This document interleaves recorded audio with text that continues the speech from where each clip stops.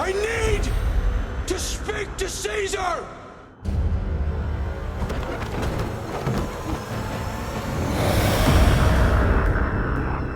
As dawn begins, the feeling is that it's the dawn of a new species, that its intelligent apes have inherited the Earth. The thing that happened between Rise and our film is that Weta has taken a quantum leap forward. This film is actually, in many ways, more challenging than the first film in terms of its scope, its scale. Obviously something that was going to be huge to the success of this film, because on the last film we had fairly large arenas, but this time almost everything was outdoors. Never has it been done like this before. We decided to use 3D cameras, and really what we wanted to do was take that technology that Weta has perfected and apply it into exterior sets even more than we did on Rise.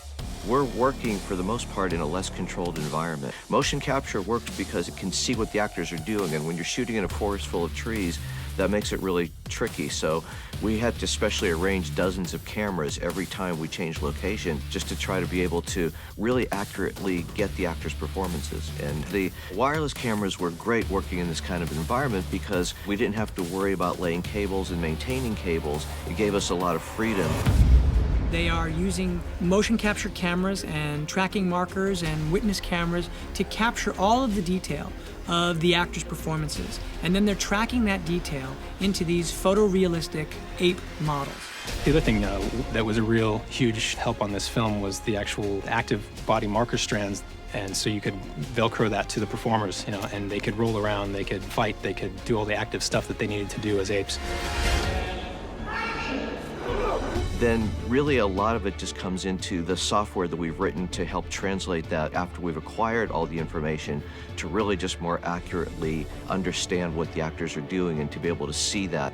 The hair simulation, the skin simulation, the moisture simulation, everything that they do in terms of the actual apes' bodies is so much more realistic. One of the big things that we have had to introduce into the pipeline that was only barely seen, in the last film was this whole element of wet fur.